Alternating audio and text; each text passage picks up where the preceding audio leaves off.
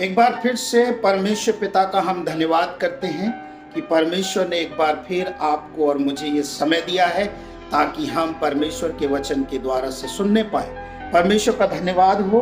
और आज हम एक बाइबल वचन के साथ में आज के उस विषय को हम शुरुआत करेंगे और उस वचन को जब हम पढ़ेंगे तो उसी वचन को लेकर हम आधार बनाते हुए आज के उस विषय को हम अध्ययन करने पाएंगे। मेरे साथ निकालें मत्ती रचित सुसमाचार उसका एक अध्याय। मत्ती रचित सुसमाचार उसका एक अध्याय में ऐसे लिखा हुआ है। मत्ती रचित सुसमाचार उसका एक अध्याय उसके 21 वचन को हम पढ़ेंगे। वह पुत्र जनेगी और तू उसका नाम यीशु रखना, क्योंकि वह अपने लोगों का उनके पापों से उद्धार करेगा। उनके लोगों के पापों से उद्धार करेगा। आज जो विषय हम सीखने जा रहे हैं ये पूरे विश्वव्यापी विषय है और इस विषय से कोई भी अनजान नहीं है। इस विषय से कोई भी छिपा हुआ नहीं है। इस विषय को हर एक व्यक्ति जानते हैं और वो शब्द है या वो विषय है, वो है पाप। आज मैं ये नहीं बताऊंगा कि क्या चीज पाप है और क्या पाप नहीं है, लेकिन आज मैं आप सभी लोगों के सामने में इस वचन को रखूंगा कि हम इस पाप से कैसे बचेंगे या इस पाप हमारे जीवन में हम नहीं करेंगे तो हमारे जीवन में कौन सी आशीषें आएंगी और कौन सी बातें परमेश्वर हमारे जीवन में देखना चाहता है। जो पाप है वो किसी से छुपा हुआ नहीं है। पाप जो है किसी परिचय का मोहताज नहीं है। पूरे विश्व में हर एक छोटा से लेकर बड़े तक को पता है कि पाप क्या होती है। इस पाप के बारे में यदि हम जान लें, इस पाप के बारे में यदि हम समझ जाएं कि इस पाप के द्वारा से क्या हमारे जीवन में नुकसान हो रहे हैं और इस पाप के द्वारा से हमारे जीवन में कौन सी ऐसी चीजें जो है रुकावट आ गई हैं और इस पाप के द्वारा से हम किन चीजों से वंचित हो गए हैं। इस पाप के द्वारा से हमारे जीवन में हम जब अच्छे चल रहे होते हैं मसीह में, विश्वास में, लेकिन इस पाप की वजह से हमारे जीवन में डिवीजन आ जाता है। इस पाप की वजह से हम भटक जाते हैं। आज हमें जानना है इन वचनों को, जैसे हमने पढ़ा है मत्ती उसका 1:21 में, कि वह अपने लोगों का उनके पापों से उद्धार करेगा। पापों का उद्धार करेगा। हमारे व्यक्तिगत जीवन में जो पाप है उसका उद्धार करेगा। प्रभु यीशु मसीह के बारे में, मसीहत के बारे में ये अफवाह फैलाई जाती है कि वो धर्म परिवर्तन करते हैं। आज मैं कोई धर्म के ऊपर बोलने वाला नहीं हूं या मैं कोई धर्म का प्रचार नहीं कर रहा हूं, लेकिन एक संक्षिप्त उदाहरण देकर मैं आपको समझाना चाहता हूं कि आज चाहे वो मसीह हो, चाहे वो दूसरे विश्वास में हो या कोई भी क्यों ना हो, वो सब पाप से इफेक्टेड हैं और पाप से प्रभावित है और पाप उनके जीवन में जो चली हुई आ रही है पीढ़ी दर पीढ़ी, उस पाप से वो प्रभावित हैं। हमें जानना है कि उस पाप से हम कैसे छूट सकते हैं या उस पाप को हम अपने जीवन से कैसे दूर कर सकते हैं। जैसे कि मैंने बताया कि कई लोगों का ऐसा मानना है या कई लोग ऐसे विरोध में बातें करते हैं कि प्रभु यीशु मसीह जो है धर्म बदलता है। यहाँ पे मैं धर्म पे कोई टॉपिक या कोई विषय नहीं बोल रहा हूँ, लेकिन यहाँ पे एक वचन जैसे हमने पढ़ा, वहाँ कहीं भी हमको पता नहीं चलता है कि प्रभु यीशु मसीह किसी व्यक्ति के जीवन को, उसके धर्म को बदलते हैं, लेकिन वहाँ साफ साफ लिखा है कि वह अपने लोगों का उनके पापों से उद्धार करेगा।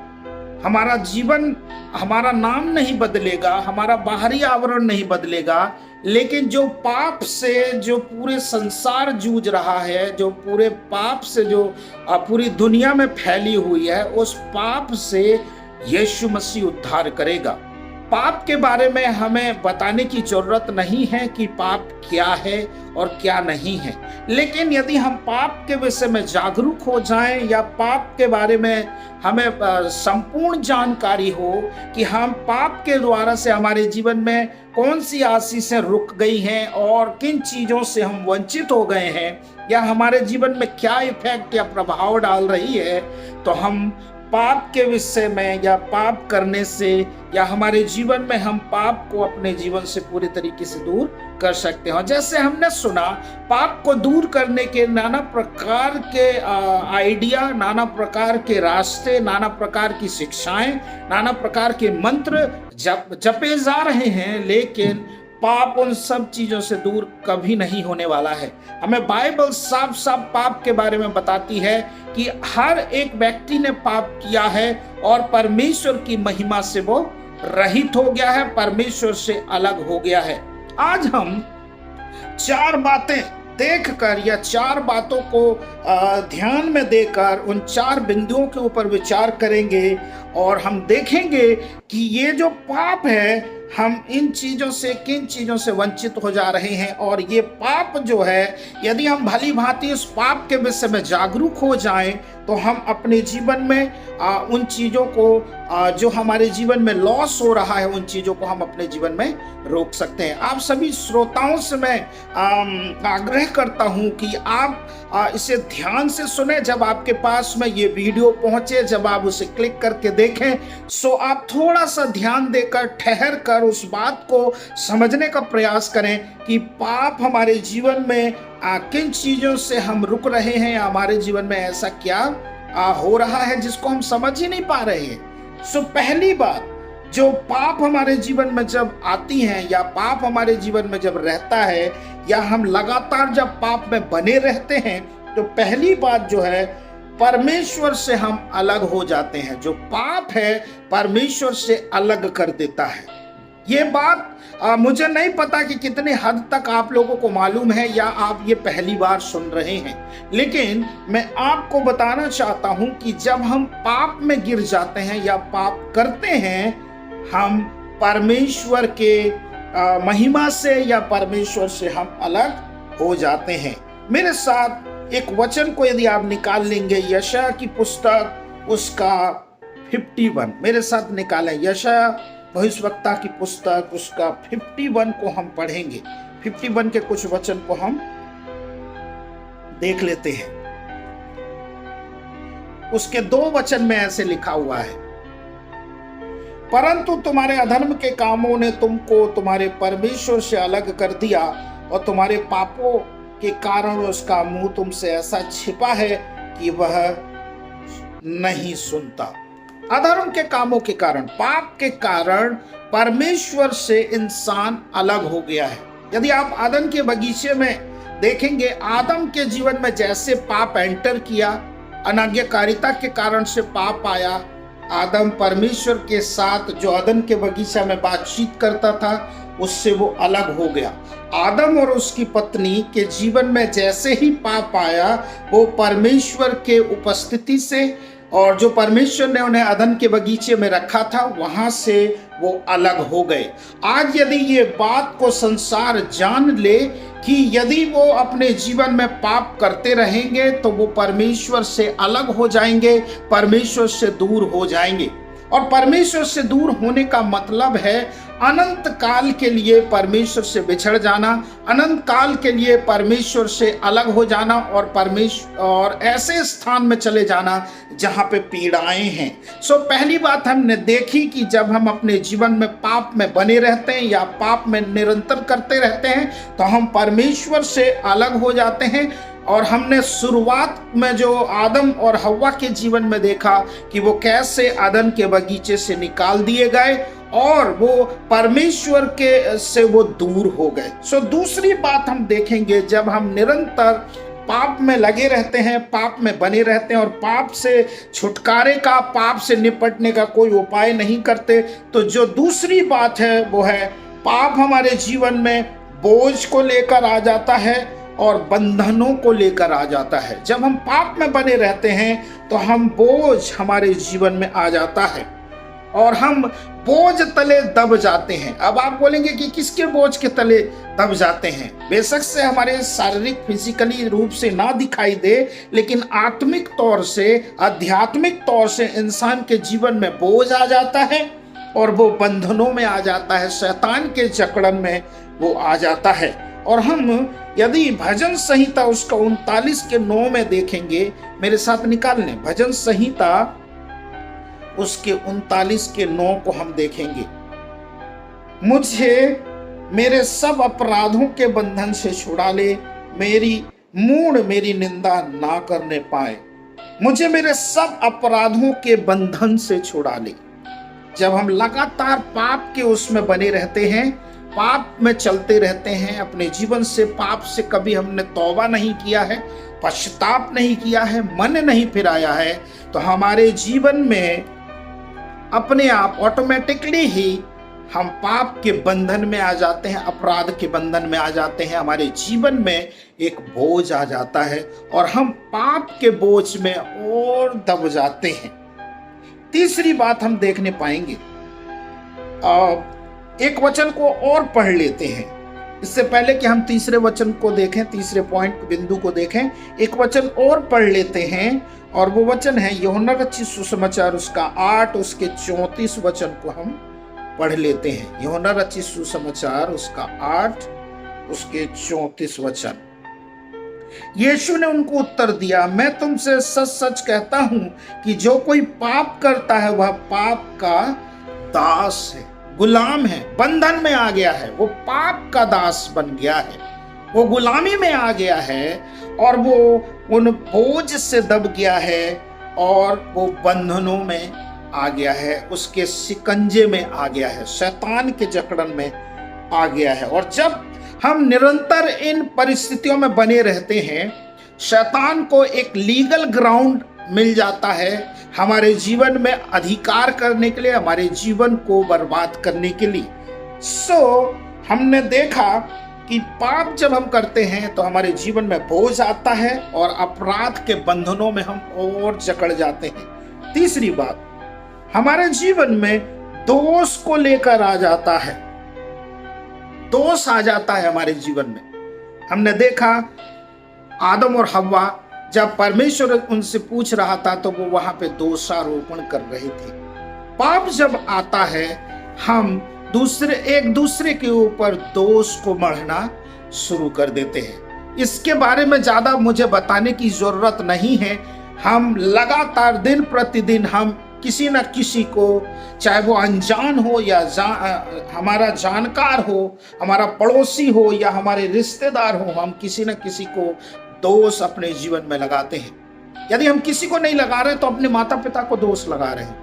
यदि हम पति पत्नी है तो यदि पत्नी बोलती है अपने पति को दोष लगा रही है और पति जो है अपने पत्नी के ऊपर दोष लगा रहा है। और ये क्यों है? क्योंकि लगातार पाप में कंटिन्यूसली वो चले जा रहे हैं। और जब इस बात को हम समझ लेंगे, इस बात को जान लेंगे कि जब हम पाप करते हैं तो हम दोषारोपण की परिस्थिति में आ जाते हैं और हम जब कभी भी हमारा मुंह खुले या हम किसी से मिले, हम दोषारोपण करना शुरू कर देते हैं। हमें जानना है और आप भली भांति जानते हो, बाइबल हमको बताती है कि जो शैतान है वो भाइयों पे दोष लगाने वाला है। प्रकाशित वाक्य उसके 12वें अध्याय में लिखा है, वो निरंतर भाइयों के बीच में या भाइयों पे दोष लगाता है। आप यदि कोई ऐसी बात कर दें, कोई ऐसा आपके जीवन में गड़बड़ हो जाए या पाप हो जाए या गलती हो जाए, तो शैतान हमेशा से परमेश्वर की तरफ में बोलते हुए कहता है, देख तेरा बच्चा जो है गलत काम कर रहा है, वो अब गिर चुका है, वो दोष लगाता है। और हम जानते हैं कि जितने लोग पाप के उस बंधनों में आ जाते हैं, वे सब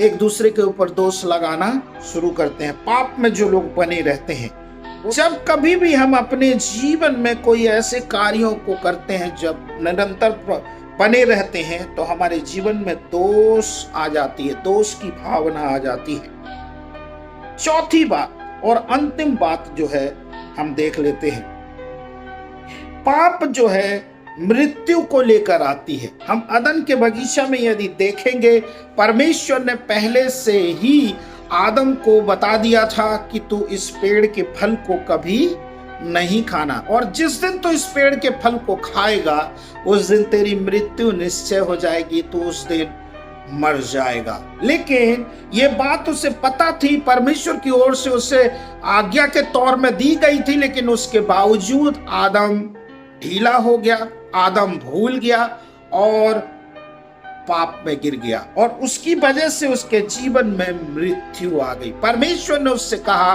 कि तू मिट्टी में से निकाला गया है और तू मिट्टी में मिल जाएगा। और हम परमेश्वर की दृष्टि में वो उसी समय ही, जिस समय आज्ञा को नहीं माना परमेश्वर का, उसी समय से ही वो मृत्यु की दशा में हो गया। जितने भी बच्चे पैदा होते हैं और जो भी इस संसार में पैदा हो रहे हैं, वो सब पाप के बंधनों में या वो मृतक के रूप में पैदा हो रहे हैं। शारीरिक तौर से उनकी सांसें चल रही है, लेकिन वो आत्मिक तौर से, आध्यात्मिक तौर से वो परमेश्वर के बिल्कुल विपरीत कार्य कर रहे हैं। मेरे प्यारे भाई और बहनों, जो लोग मुझे सुन रहे हैं, 4 बातें हमने देखी। यदि ये 4 बात हम अपने जीवन में जान लें तो हम परमेश्वर के विरुद्ध में पाप नहीं करेंगे, क्योंकि हमें पता है कि पाप परमेश्वर से अलग कर देती है। कितने लोग परमेश्वर से अलग होना चाहते हैं? मैं तो नहीं होना चाहता हूं। यदि आप परमेश्वर से अलग जीवन जीना चाहते हैं तो एक अंधकार भरा, एक बहुत ही भयानक और खौफनाक जगह है, जिसको अंधेरे कुंड के रूप में बाइबल में बताया हुआ है। सदा काल के लिए वहां आपका रहना होगा, और यीशु ने कहा वहां पे दांतों का पीसना है और वहां पे रोना और चिल्लाना है। हमें पता चलता है कि जब हम पाप में बने रहते हैं तो परमेश्वर से अलग हो जाते हैं। दूसरी बात, हमारे जीवन में बंधन को लेकर आ जाता है। हम बंधनों में आ जाते हैं, हम शैतान के जकड़न में आ जाते हैं, और हम उसको वो लीगल ग्राउंड देते हैं, उसे अनुमति देते हैं कि तो हमारे जीवन में राज्य कर। तीसरी बात, हम दोषारोपण करना शुरू कर देते हैं, जैसे कि आदि माता और पिता ने दोषारोपण करना शुरू कर दिया था, और हमने उदाहरण के तौर में देखा था। और चौथी बात और अंतिम बात, हमारे जीवन में मृत्यु को लेकर आता। आज पूरे दुनिया में जितने भी लोग हैं इस संसार में पैदा हो रहे हैं, हर एक चीज की मौत होती है। इस संसार से उनका जाने का समय आ जाता है, और ये वही बात वास्तविक है जो परमेश्वर ने इंसान को कहा था कि जिस दिन तो इस पेड़ के फल को खाएगा उस दिन निश्चय मर जाएगा। ये तो शारीरिक मृत्यु की बात की जाए, लेकिन परमेश्वर वहां पे शारीरिक मृत्यु के साथ ही साथ वो आध्यात्मिक, जो अदृश्य, जो आत्मिक जगत को परमेश्वर ने जो बनाया था, वो उसके सिद्धांत को भी कह रहा था कि तू निश्चय आत्मिक तौर से भी मर जाएगा। मेरे प्यारे भाई बहन, इन संक्षिप्त वचनों के द्वारा से मैंने आप सभी के सामने में रखा है। मैंने ये बताने की बिल्कुल कोशिश नहीं की कि पाप क्या है, लेकिन मैं ये जरूर बताया हूं कि यदि हम अपने जीवन में निरंतर पाप में बने रहेंगे तो हम परमेश्वर के फेवर को, परमेश्वर के अनुग्रह को कभी नहीं देख पाएंगे। हम परमेश्वर से अलग जीवन जिएंगे, और हम बंधनों में जीवन जिएंगे। हमेशा हम जकड़े हुए होंगे, और हम हमेशा दोषारोपण करते हुए होंगे, और हमारे जीवन में आत्मिक मृत्यु की दशा बनी रहेगी। जैसे आप इस वचनों को ध्यान पूर्वक सुन रहे हैं, मैं आप सभी से अनुरोध करना चाहता हूं कि इससे वचनों को आप ध्यान से सुने। परमेश्वर आपको निश्चय आशीष देगा, और तौबा करें। और हमने जैसे वचन को पढ़ा था मत्ती रचित सुसमाचार उसका 1 अध्याय उसके 21 वचन में कि वह अपने लोगों का उनके पापों से उद्धार करेगा। इस दुनिया में और कोई ऐसा नहीं है, या कोई ऐसा व्यक्ति नहीं, कोई गुरु नहीं, या कोई ऐसा राह दिखाने वाला नहीं है जो हमें पाप से छुड़ा ले। लेकिन हमें बाइबल ये बताती है कि यीशु मसीह हमें पापों से छुड़ाने वाले हैं, बचाने वाले हैं। जैसे हमने इन वचनों को सुना है, आइए आप अपने हृदय के ऊपर अपने हाथ को रखे मैं आप सभी के लिए प्रार्थना करना चाहता हूं। प्रभु यीशु मसीह, मैं धन्यवाद करता हूं ये सुंदर समय के लिए, और जैसे मुझे लोग सुन रहे हैं प्रभु जी, उनके जीवन में परमेश्वर पिता तेरा अनुग्रह आए उनके जीवन में प्रभु। जब वो इन वचनों को सुन रहे हैं, वो अपने पापों से तौबा करें, अपने बुरे विचारों से, अपने बुरे कार्यों से मन फिरा लें प्रभु, और तेरे रास्ते में चलना शुरू कर दें परमेश्वर पिता। इस पाप के प्रभाव से जो 4 बातें यदि हम अपने जीवन में जान लिए हैं प्रभु, और हमने सुना है, तो इन बातों को हम अपने जीवन में प्रभु सुनकर प्रभु से लागू करें, और हम प्रभु सदैव तेरे साथ रहें, तेरे साथ संबंध में स्थापित रहें प्रभु। पिता, मैं धन्यवाद करता हूं कि तूने प्रार्थना को सुन लिया है। यीशु मसीह के नाम से मांगते हैं, आमीन। परमेश्वर आप सभी को आशीष दे। God bless you.